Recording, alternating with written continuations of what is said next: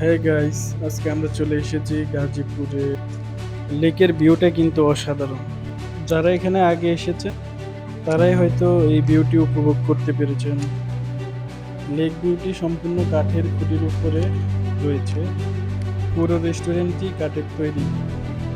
তো ফাইনালি বের হয়ে গেলাম আমরা।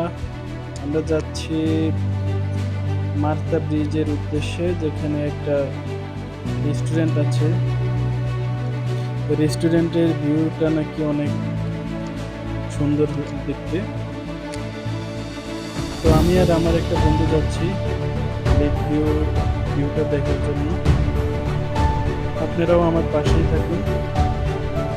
রাস্তার মাঝে একটু দাঁড়ালাম,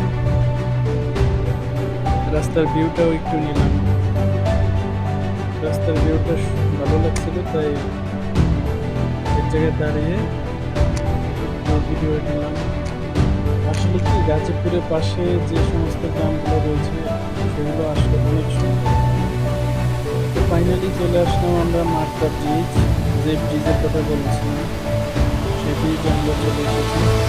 এবং যে রেস্টুরেন্টের কথা বলছিলাম সেই রেস্টুরেন্টে চলে আসলাম। যাচ্ছি, তো দেখা যাচ্ছে পুরোটাই কাঠের তৈরি। সিঁড়িগুলো কাঠের তৈরি। যাই হোক, কাঠের তৈরি করলে জিনিসটা আরেকটু আকর্ষণীয় হয়ে ওঠে। দেখুন রেস্টুরেন্টের ভিউ, সবাই অসাধারণ। তবে আসলে রেস্টুরেন্টটি খুবই সুন্দর। ভিউটা অসাধারণ, যেটা দেখতেই পাচ্ছেন আপনারা। চাইলে আপনারাও আসতে পারেন, উপভোগ করতে পারেন এই ভিউটা। যারা ফ্যামিলি মেম্বার নিয়ে আসতে চান তারা আমাদের আশেপাশেই যদি ভালো একটি রেস্টুরেন্ট চুজ করেন তাহলে এখানে আসতে পারেন। দেখতে পাচ্ছেন প্রকৃতিতে লোকজন বসে আছে। ছোট্ট একটা শান্তিপূর্ণ জায়গা বলা যায়। দেখি জিনিসটা একটু। তো এখন আমরা আছি রেস্টুরেন্টের ফটোশুট করার জায়গায়, যেখানে ফটোশুট অনেক ভালো হয়।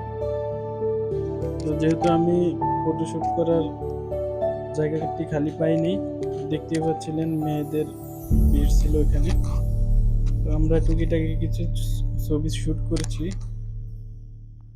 তো আপনাদের কাছে প্লেসটি কেমন লাগলো কমেন্টে জানাবেন। আর এই প্লেসটির লোকেশন হলো জয়দেবপুর শহর থেকে 5-6 কিলো ভিতরে মার্তা ব্রিজের পাশেই। ধন্যবাদ এতক্ষণ আমার সাথে থাকার জন্য। আসসালামু আলাইকুম।